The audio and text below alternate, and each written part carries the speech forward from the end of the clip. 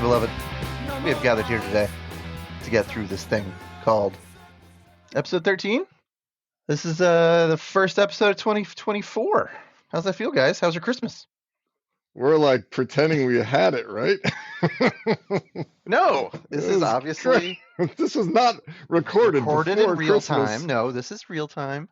You've already been to Hawaii, and I want to hear the details about it. It was great. It was they had islands everywhere, and I was just like, woohoo! I got a bicycle. Nobody was sick.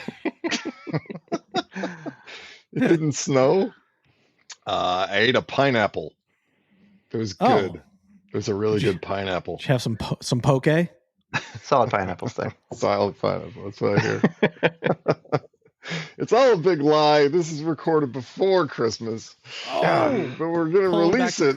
Breaking the fourth wall for, man. Come on. I can't lie to the audience. We haven't had Christmas yet. We have had our Christmas episode, so Thanks. Go listen to Scrooged. I'm so glad I got that off my chest. Hollywood's so fake. It's really weighing. All right. Well, Happy New Year, gang. Welcome to Rabbit Fighters. I'm Joshua. I am Brian. And I am Greg. 2024 Greg. Yeah. This is a new version. This is Greg from the future. Season 2. Is this season 2? Are we in season 2 now? Yeah, we might be. I have to be. I don't know. We're making up the rules as we go along, man. Let's call it a new season. I renewed us. I say it's season 2. We already have more episodes than those like British TV shows. They have like, a season is 4 episodes. And you're like, that's not a season. They tried to cancel our show, but I renewed us for another season. Cancel culture. Take a hike. I found the budget. Didn't get past standards and practices. All right. We're an underground podcast now. Gorilla. So we're starting off the new season with a hot one, and by hot I mean totally random. Drugs. Yeah, we used the old random Rabbit Fighter Randomizer 3000 to pull from our pre-populated database of music, film, and pop culture touchstones, etc. And this week we landed on Dirt. The 1992 sophomore album by the Seattle Sound pioneering fellas, Alice in Chains. Hell yeah. Yes. So I put this one on here because back in the day when the three of us, we all used to work together in the same office, I feel like at least there was I feel like there was at least once a week where some reference to Alice in Chains came up, and I was always on the outside looking in on these references, and so I felt like an outsider. Left out. A little sad. Usually Brian would initiate them, and then I would know what he was talking about and be like, oh, yeah, that thing. And then I pretend like I knew what you were talking about. And I'm going to pretend like I'm on a call now. So that, I wasn't, but it's not like I referenced Alice in Chains like you referenced Dune in any way. Oh, no. Nobody's saying that, Brian. Okay. All right. But Brian would come to me in little breaks when you were away, and he'd be like, Let's do some Alice in Chains references when Joshua gets back, so he feels alienated. Yeah, I feel like the hierarchy of just random references in terms of like frequency, it was probably Dune, David Lee Roth, Trading Places, and then maybe Alice in Chains a little further down.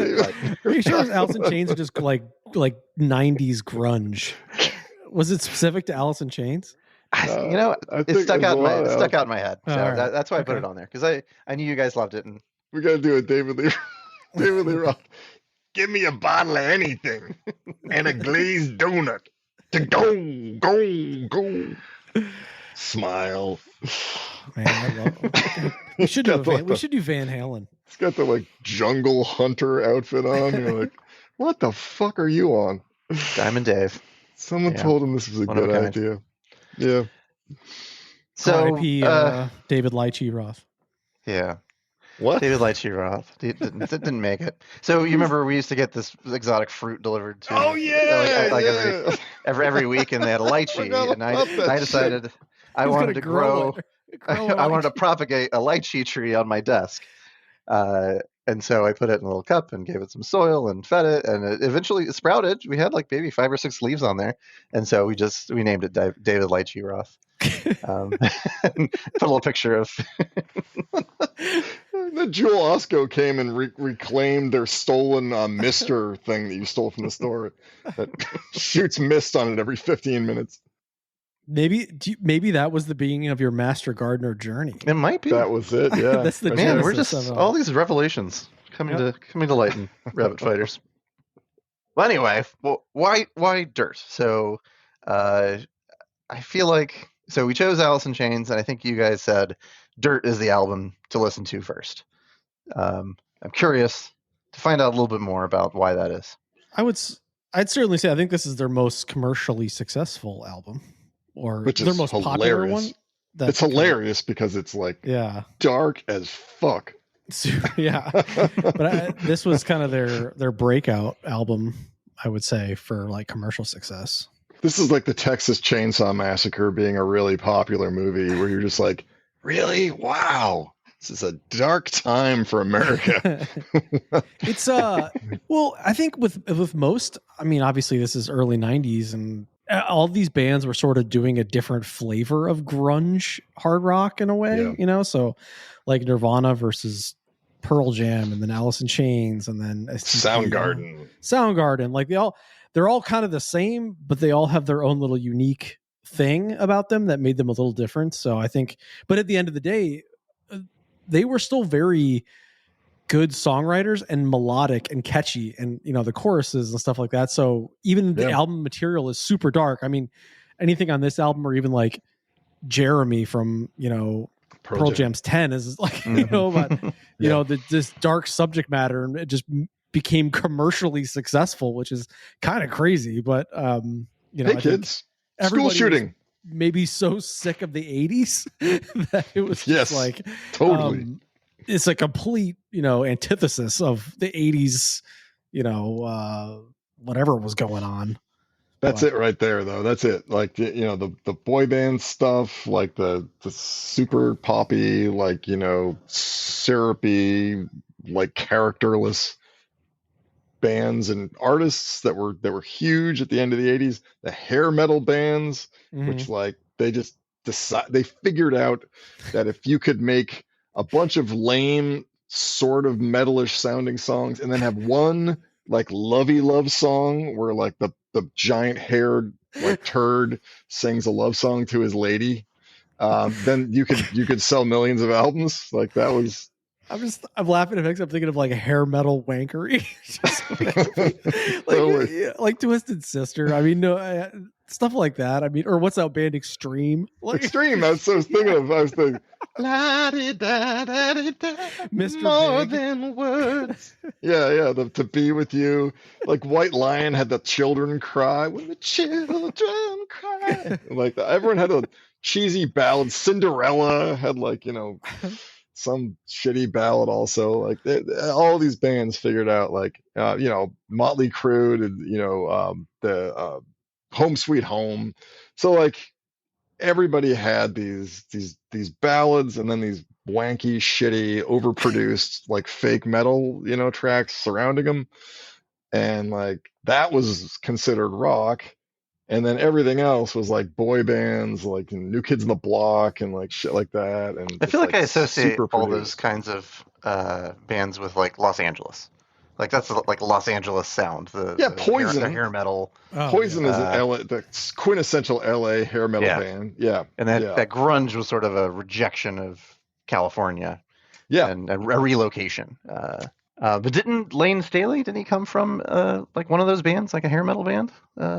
See, it looks like Lane Staley was in a band called Seas, which is a short-lived American glam metal band from Seattle, formed in 1984. Yeah, I had read that he actually got up, you know, the congressional hearings about violent music. What's her name? Gore. He was a young Lane Staley up there at the same time as lead singer of Twisted Sister. You know, Dee Snider, basically, Dee Snider's defending, you know, artistic freedom, essentially. And this is well before he joined Alice in Chains. I thought that was really, really interesting. He was obviously on a trajectory to, you know, success in the music industry if he was talking to Congress before he was even in Alice in Chains. None of these guys, I mean, whether you like them or not, and whether they were in or out at that time in history, None of these guys get there by accident. You know, they all wanted it. They all worked for it. They all had some kind of talent, some kind of spark, some kind of connection with the other people they worked with. No one just fell out of the sky into like a role like the lead singer of Alice in Chains. Like it doesn't happen from nowhere. Yeah, they were all on the soundtrack for Singles, and they all met each other. No, I'm just kidding. Yeah, right. What was the song for that? I think it was Wood. They used wood. Yeah, that's right. Yeah. Okay. Yeah. I did watch that music video in preparation for this episode, and I kind of laughed at all the blatant advertising for Singles. Yeah, which is not a good movie, in my opinion. Anyway, I did not think it's a very good movie. I feel like the soundtrack is more notable than the movie. Way better. It's got like Matt Dillon with long hair, and it's just a bunch of foolishness. But yeah, and that song Wood is another song about Andrew Wood. It's a homonym for Andrew Wood. I mean, clearly, this whole album is very dark and drug thematic. It's a lot darker than I expected, honestly. Because really? I mean, I'm coming into this having never actually sat down and listened to Alice in Chains. I was, I did some digging, and Man in the Box. I think I've heard that one. Rooster, I've heard parts of it, but I can't recall sitting down and like listening to the whole song front to back. I don't recall ever watching Alice in Chains Unplugged on MTV.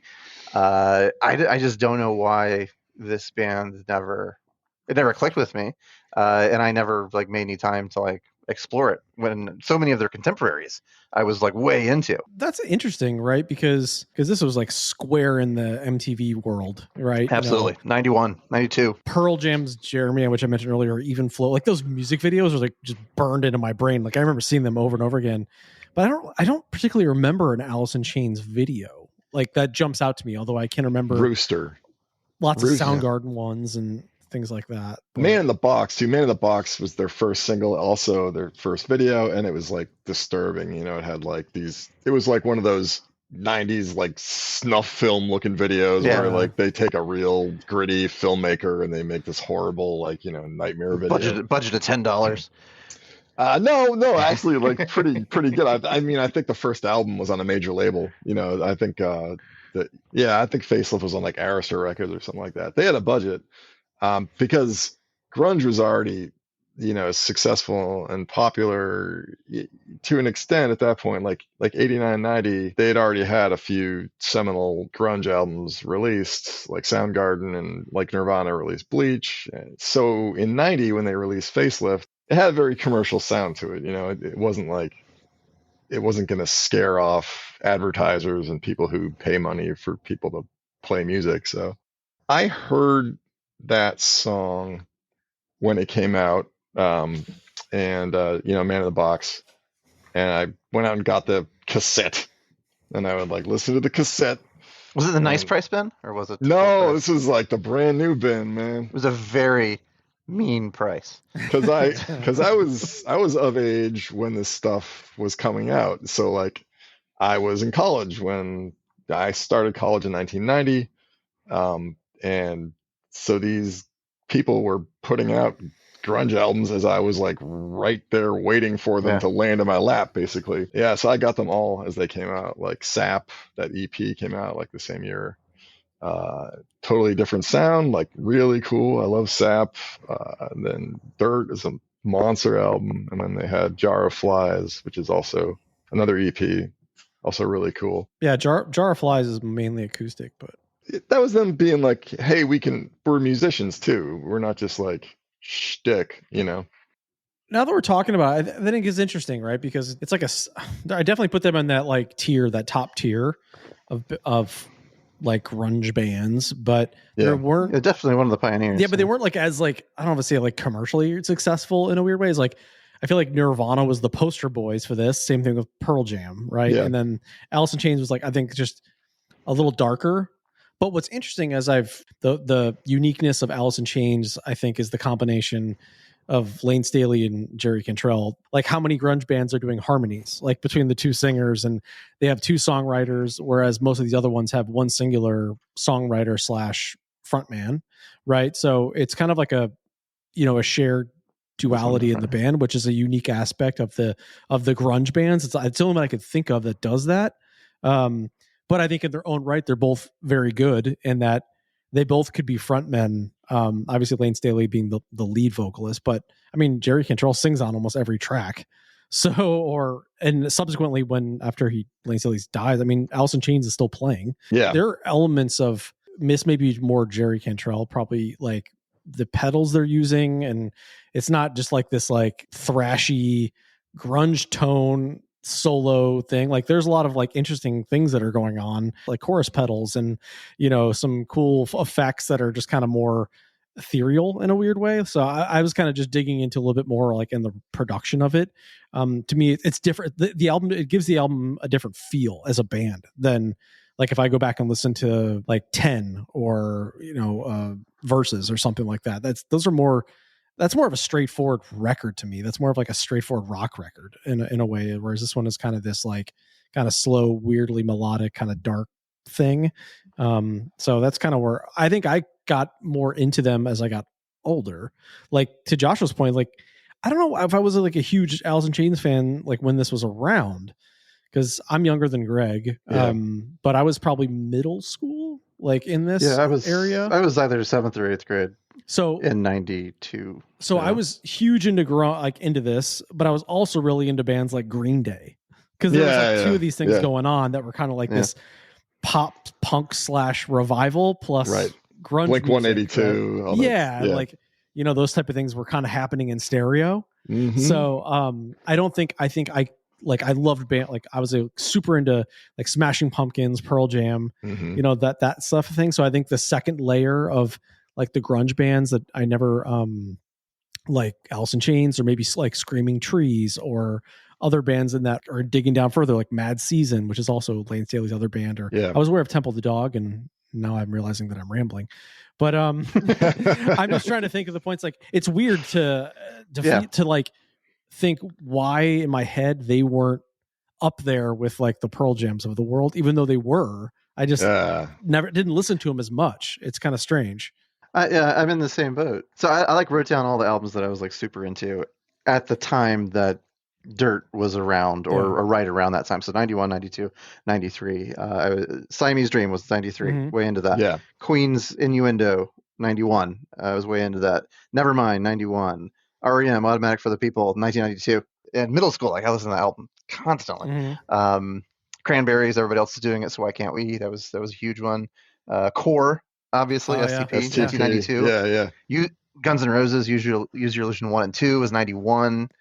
So that was in rotation a lot. In Utero was 93, a little bit after, but also same time period. Pablo Honey, Rage Against the Machine, Bjork debut, and then all of Led Zeppelin's like back catalog. It's like that period of time, like that's all the stuff that I was like listening to. Damn, and I feel like good time in music. Alice in Chains would have been right there in the thick of it, but sitting on it from this side in the year 2024. That's right. So I love that we're in 2024. It's my favorite so far. I think it's his voice. I think that probably was what turned me off. And it's funny because his voice was so. It's a weird register. So the Lane Staley vocals were so fucking copied. I mean, there's a band that has the audacity to call themselves fucking Godsmack, which is a goddamn track on here, and they're like Alice in Chains clones. I had a good chuckle, but they suck, and like the lead singer tries to sound like Lane Staley. Like there were a few vocal sounds that just dominated the early 90s, and it turned out to be Eddie Vedder, Lane Staley, Chris Cornell, but honestly, the guy from Counting Crows, Adam Duritz, there were so many damn Counting Crows sounding vocalists there. Oh, I didn't know you were talking about copycats. Like the sound. I mean, like, these bands like Bush, would you try like how many bands try to do that thing? What was it? Candlebox? Yeah, Madonna. Collective Soul. This brings up though when Joshua mentioned STP.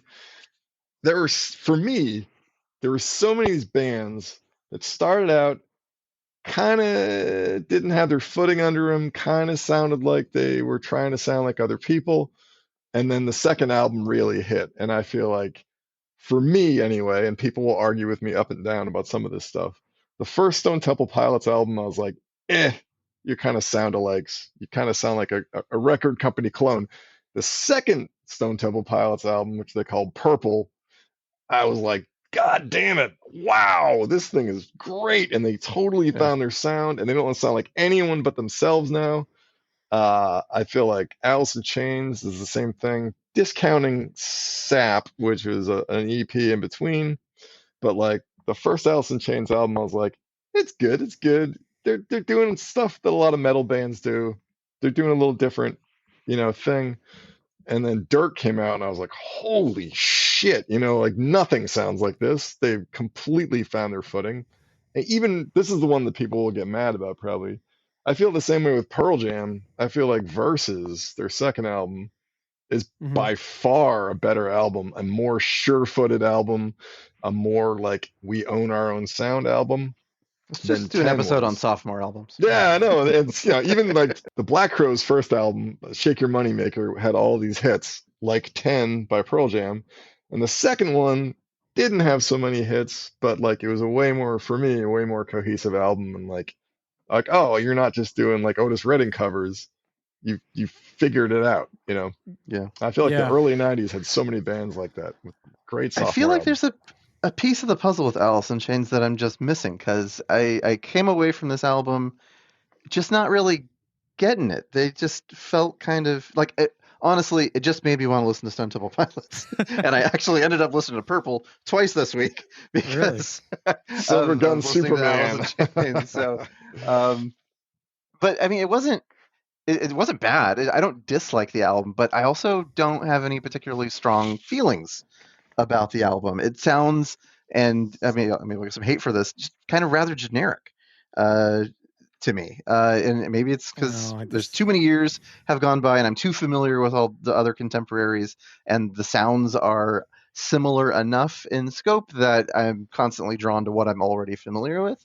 Or maybe it's just not for me. I don't know. I mean, I look at their like pedigree, and it's like this fusion of like metal, like Black Sabbath, and a little bit of punk, and they're just like dark and sludgy, which I respect, and there are other bands that have that sound that I enjoy. This one, I just came away with like, I don't get it. Maybe it's not for me. Yeah, I think part of it, is that they paved the way for all these other sound-alike bands, so now it doesn't sound special. Like, when the Ramones came out, everyone was like, what the fuck is this? Like, what are they doing? The songs are 2 minutes and 10 seconds, and they're just going 1, 2, 3, 4, and like racking through the song and then moving right on to the next one that kind of sounds similar, but nobody had ever heard that crap before. Now you're like, oh yeah, it sounds like Green Day. It sounds like all these other, pop punk bands. But at the time it was revolutionary.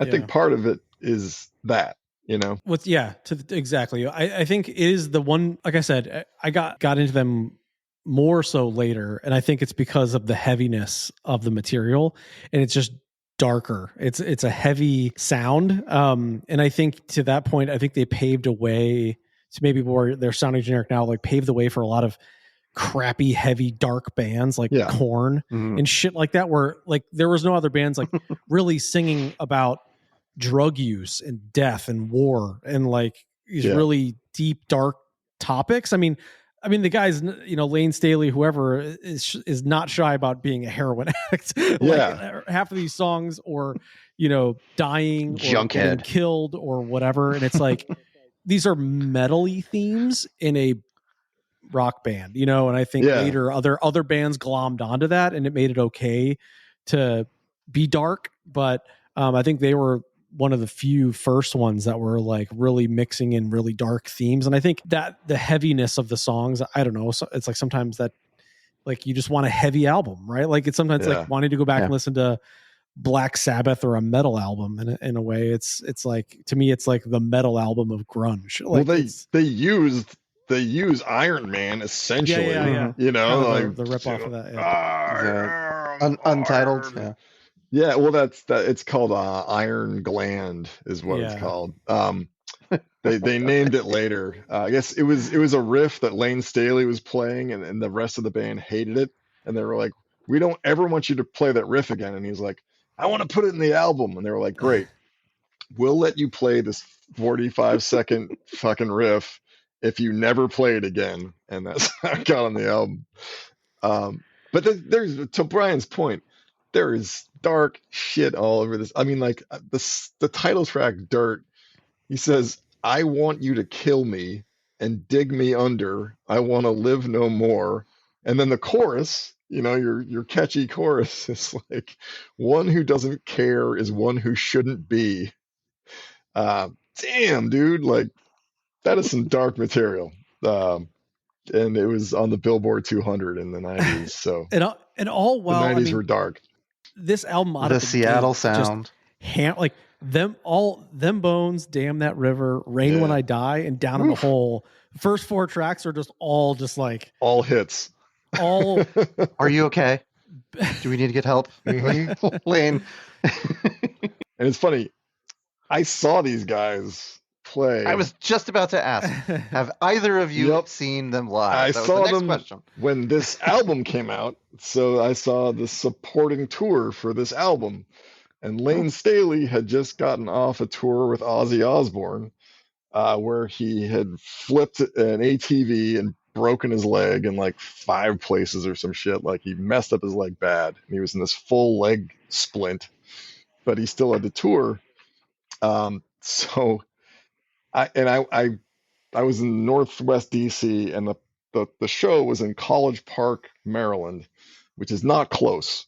And I didn't have a car, and I didn't have any fucking way to get there. So I took the red line to the green line and then walked like 3 miles or something into the green line to get to this place called the Ritchie Coliseum, which is like a shitty little basketball stadium for, you know, this college. And I was like, I didn't have tickets because you can go online and buy tickets. And I tried to call or whatever, and it was sold out. So I was like, well, I'm going to go and I'll buy a scalp ticket off somebody. You know, I'll just bring cash and I'll buy a scalp ticket. And I go there and nobody is selling tickets to the show. Everyone wants to go to the show. No one is outside selling anything. And I was like, fuck. I just came like 2 hours out to this shitty little coliseum to see this band, and I can't get in. And I could hear music from the inside. I was like, fuck, someone's already playing. You know? And it was the opening band. This band Grun Truck was playing. And Grun Truck? Grun Truck, this old Seattle band that didn't make Look it. them up. They were the opening band. And the Screaming Trees were the second act. And then the headliner is Alice in Chains for Dirt, which I fucking loved at the time. And I love Screaming Trees. And I had never heard of Grun Truck, but I always go to see the opening band. So I just start walking around the stadium, and I'm like, fuck, there's got to be someone or somewhere. Holes in the defense. And I get to these twin doors that have no handles, and I can hear music, and I just stick my fingers between the doors and pull one toward me, and it opens, and I shit you not, I walk straight into the pit of the show with like hundreds of people. It's all dark, and I just walk right to the middle of the fucking crowd. I saw the show for free, just because I was a persistent asshole. And listen up, kids. It's incredible. Sneaking into venues. That's where it's at. And I know the story is too long, but I must say, I went around back because I used to do this in the 90s. You see a show and you just walk around the back of the venue, and 9 times out of 10, the people would just come out there, and they did. And so Jerry Cantrell comes out, and I actually am with 3 or 4 people who we end up talking to him, and he's just like the nicest fucking guy, super laid back. He's just like, oh, thanks for coming out. It's really lovely to have you here, and I'm so glad you enjoyed the show. And then Lane Staley walks by with his fucking full leg splint. He's like limping, and this girl is like, Lane, and he's like, fuck off, and stumps. Get off my lawn. He stumps his way into this trailer and slams the door in this trailer they have parked there. And the girls are like, oh, you know. And then we're talking to Jerry Cantrell for a little bit longer. And then Lane Staley comes out maybe 10 minutes later, and he's just blissed out. And he's just like, hey, everyone. Thanks for coming. It's great to be here. And he totally went in and shot up. Came out a new man. But like this 90s generation of just like guys like singers or band members like prematurely dying at early ages or drug overdoses is like insane. Like it's crazy. Chris Cornell, like if you run the list, like, Kurt Cobain, probably going to blank on him now. Andrew Wood, Lane Staley, Andrew Wood, Lane Staley, Shannon Hoon, Blind Melon, that was sad. SDP, Scott Weiland. And then Scott Weiland, Chris Cornell commits suicide. Yeah. So it's just like Gavin Rossdale from Bush tragically took his own life. He's still around. I'd trade him for Chris Cornell any day. Is he still married to Gwen Stefani? Yeah, he was. No. They're probably not at this point. Gwen Stefani is married. She's married to a country Blake singer. Shelton. Blake Shelton. Yeah, okay.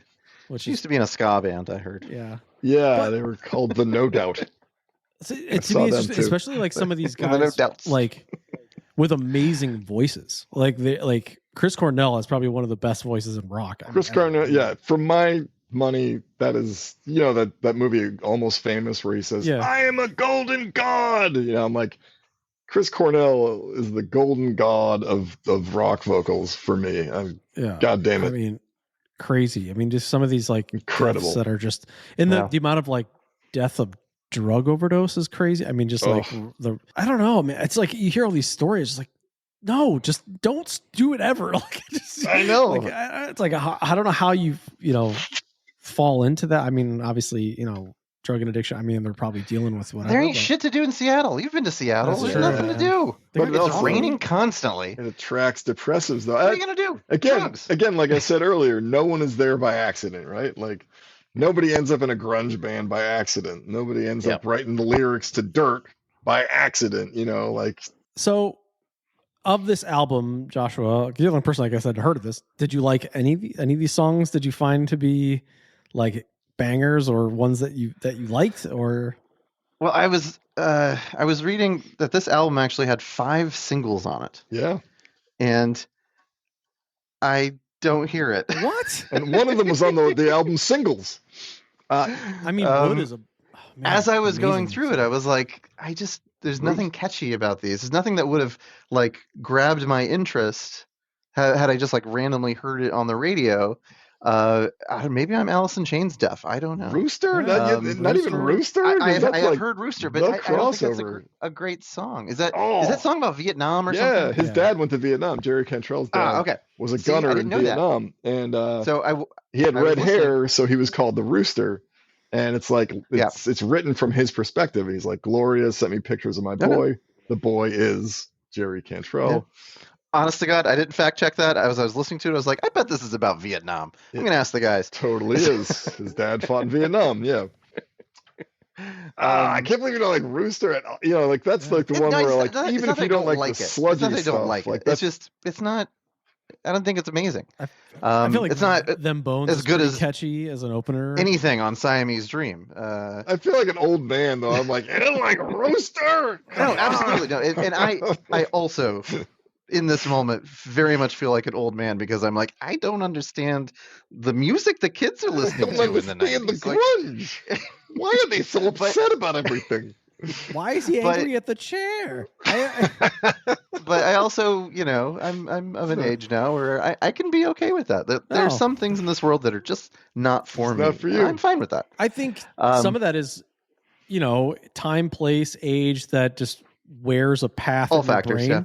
Like, when these things came out, I mean, I think sometimes albums or hits or things, bands hit you at a certain very impressionable time in your life. And this was a very impressionable music time in my life. I feel like those middle school, high school, college, like those are just like when you're, it's all you care about is like music and girls and, whatever. I mean, it's just nothing else. Can't really do anything. So, like this was the heyday for me. As I was joking, I was like, this is like classic rock in my head. I, pull out the old grunge albums. This is like relaxing music to me. I was thinking about this today when I was working. I was like, the old stalwarts, this Rage Against the Machine, like so. I will say about Dirt though, I don't listen to it anymore because it is so depressing. It's like I hold it up as a masterpiece of the grunge era. Like I can't think of too many better albums. I will include Siamese Dream though, which is funny because that's your jam. But it's just too dark for me now. Like I some of the hits when I listened to it again, I was like, these hits are great. You know, like they're immediate. Like Damn That River right off the bat, the first. You're like, yep, I'm in. But I was like, I've heard these a bunch, and then this time it was the really dark shit that I appreciated a little more, even though I don't listen to this album because I hadn't heard it as much. And I was like, oh, Angry Chair is really good, you know, like, and Staley wrote that. So, yeah, the second time, Greg, you're allowed to grow. You're allowed to evolve and change. I know. As the years go on, man. Don't beat yourself up. It's like the best album that I never listen to anymore. I haven't grown on at all. I just, I'm very much still stuck in this era. No. Brian, it's okay to stagnate. It's okay to be comfortable where you are. Man, I feel like we didn't really talk about the album, but we talked about grunge. So, whatever. Yeah, I mean, if you got more to say, now's the time. I know. I was going to say. Now is the time. I feel like I've said my piece. I don't know. like it. All right. No, it's not that I didn't like it. It's just it made an impression on me. There wasn't a single track on here that you would find yourself playing again? I listened to the entire album twice, and then I went back and listened to Man in the Box, and I was like, this is a great song. This is a far superior song to anything on Dirt. So that was the impression I got. The first question I asked was like, why Dirt as opposed to Facelift or maybe their third album? Yeah. Because I got to the end of Dirt and I was like, I patently don't understand why this is considered to be like a classic up there with all the other, well, I guess my 90s albums that we've listed. What I want to say, do you think that were you a fan of like 10 or like Super Unknown, like when the other big I like Super Unknown. Like I'm more Weezer than I am. Weezer was a little bit later. I'm thinking of like 91, 92, 93. 94 was the Blue album, I think. I'm just trying to figure out if you ever like darker, harder albums, or it's just Alice in Chains you don't like. Like, is it just all those type of bands that maybe you're just not that into? No, I mean, I can't really think of any dark or metal. I was definitely not into metal in this era of my life. And the harder rock bands that I did listen to were probably like Van Halen or AC/DC, or things like the Zeppelin. Yeah. So at this point in time, I was not very knowledgeable about Black Sabbath, or Lemmy or anything like that. Those are all bands that I would get to in like my later teens and like college years. Get your Motorhead on. Yeah. So I just don't think this was the fact that on the grunge spectrum they were much closer to the metal side, and I wasn't there is probably a factor. And that I also his voice just doesn't do it for me. And I've read a lot up on them. He's considered like to be one of the most unique vocalists and well respected, and that's cool, but just not for me, man. Yeah, I think it's worth watching or listening. I think it's worth a watch. Like that's probably one of the top on MTV Unplugged concerts, I would say, is Alice in Chains, which is interesting because he's high as shit. And like you can tell he's just so out there. Slicked back hair. Yeah. He has like purple hair or like pink hair or something. And he just is so high. And I don't know if this is the last time they played together, but it was I think the first time they played together in like 2 some odd years or something, and they came together for this Unplugged episode. But I went down the rabbit hole a little bit of like the last days of Lane Staley. I mean, it's just like super dark. Yeah. like basically became like a hermit, and all he did was play video games and get high on heroin. And like, I guess when he died, they said he weighed like 80 pounds, and all he was doing was doing heroin and drinking like meal supplements like Ensure, and that's it. And like people tried to help him, he wouldn't open the door. Like it's just like so bad. It's just like, good God, man, like really dark shit. I mean, it's just like, but it just makes you think of that like era of all these guys doing this shit. It's just like, God, man, this is a dark place to be. Yeah, God almighty. Yeah, it's depressing. Yeah, was he in Seattle at the time, or had he moved? I think Or they all like, relocated to LA or something at that point? I think he was in Seattle when he died. I think he had an apartment or something. I think he read that he was broke. Like, it's just like, basically all living to get high at that point. Yeah, and then he was saying he's like, interviews with him that do talk about it. He's like, I know, like he's fully aware. He's like, I am killing myself. I know I am dying. Like, I don't it's inevitable. And this is, blah, blah, blah. And, just mad at her. It's just crazy to be like. All right. So on a scale of Jay Leno taking over the Tonight Show or Wayne's World, both of which were major events in 1992, the same year that Alice in Chains' Dirt came out. Jay Leno being an F- and Wayne's World being an A+. On that scale, this is what do you rate? A fucking Wayne's World for me. OJ.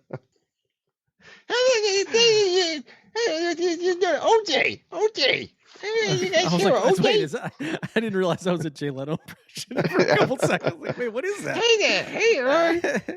OJ. So I give this a solid C. You were so much. Solid C. Okay. Wow. I don't know that I'll go and explore any more Alice in Chains. Like maybe I'll listen to like the third album with the dog on it. No, that wasn't. I give that a try. Go listen to the Unplugged album or listen to Jar of Flies. Yeah, that's what I'll do. Jar of Flies and Sap. Sap has a song. All right, I'll give those a try and I'll report back next week on whether my opinion has changed. But they do harmonies and stuff. But yeah, I've said my piece. So I'm going to give this an A, obviously. So or A for Alice. I don't know if it's A, Wayne, whatever your rating was, but yeah. Yeah, I'm gonna give it an A. Also, it would be an A+ if they didn't let Lane Staley do Iron Lump or whatever the fuck it was called. But I'll give it an A. Iron Gland. I think Iron Gland. Just have your doctor ask you if you have iron gland. Do you have iron gland? You may need. This band is definitely for me is on the Mount Rushmore of grunge. So it's in your Q zone. It's funny though. For me, I'd always thought of it as like a quintessential grunge album, but when I listened to it again for this, I was like, oh, actually, it's more metal than I had remembered. It's more of a metal record than I remembered. It's still super grungy, but mostly the Lane Staley stuff, the stuff that Staley writes, is like way grungy. But he was the guy who was slowly killing himself with heroin. Generic, what's it really called? Alternative hard. I don't know. Grunge is the whatever, like hard rock alternative. I think it's an incredible album that I never listen to anymore because it's too fucking depressing. I'll put it that way. It's the A student who I've barred from my home. Do not visit me. Don't come around here no more. Don't come around here no more. Go back to the zombie zoo. Yeah. I don't want You're like, man, you had a time in my life, but I'm more of a wildflower kind of a guy now. So totally. Take your poppies and fuck off. It used to be about the heroin, man. And you're like, yeah, I know, but I want to live. You grew up and had kids now, man. You have like hope and like, the ghost of Lane Staley dreams for the future of your children. I'm gonna go listen to some Hole.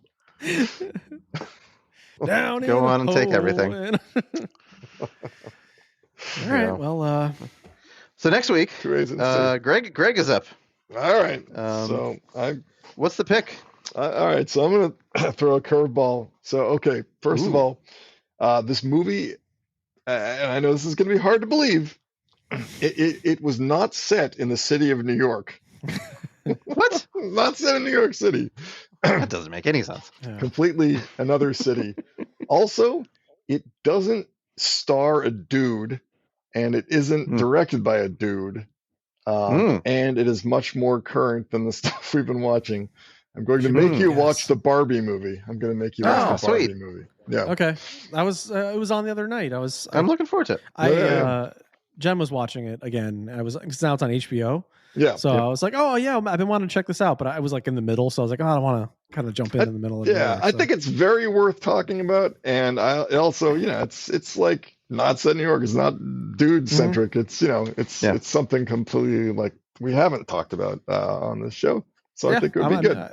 I didn't see it in the theater, but I wanted to watch it. So yeah, we saw it in the How's the theater. soundtrack? Yeah. That was my 2 this year, Oppenheimer and Barbie, that I didn't get to see, that I was like, Yeah, oh, I didn't check see these out. Oppenheimer. I have kids, so I didn't see Oppenheimer, and I did see Barbie. Okay. So you're going to see I it saw now. neither. Now you're going to see it and talk about it. Well, what's on the Barbie soundtrack? What do we got here? Definitely Barbie by- Girl. Barbie Pink Girl. by Lizzo, canceled. Yeah, I Dance know. of the Night, Dua Lipa, Wait, Nicki why Minaj. What? Oh, look, Google it, man. What? Oh, yeah. It's Lizzo's. Sketchy shit. Yeah. Oh. All of her backing dancers and stuff have Oh yeah, she's anti-Lizzo she's issues. gone. Lizzo's been canceled? Yeah.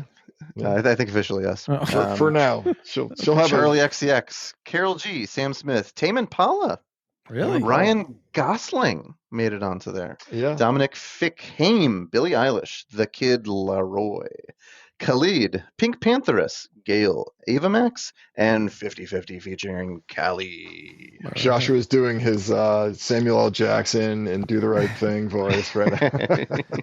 I thought you were kind of more of a Casey Kasem kind And of. that's the triple truth. triple Ruth. truth. Ruth.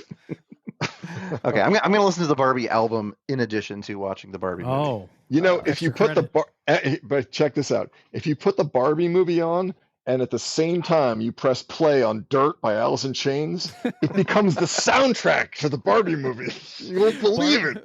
You Barbie have does to heroin. do this. Barbie does heroin if you do Dude, that. You have to shoot up first and then do that. And then it all makes sense. And it's just incredible. You get the reverso of Barbie movie. They're all high and like just drugged out. I was about to say, how did that song by Aqua not make it on here? But it is. It's on on Nicki there, Minaj, yeah.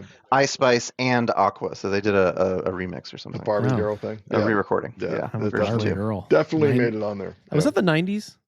The Barbie Aqua? girl? Or is that early 2000s? The Barbie It world. may have been early 2000s. I think it's early I don't know. 2000s. Yeah. Okay. Yeah. But yeah, it's That definitely sounds Bush era. plenty to talk about in the Barbie movie. Can't wait. That's on the like level to me of like the Macarena, where the song wouldn't go away for a while. Yeah. Fucking die. Just stop, Aqua. All right, guys. Yeah. Peace. Peace. Next week. Yeah. Deuces. Wayne's World. Wayne's World. That's how you have to get it out. If she were president, she'd be Abraham Lincoln.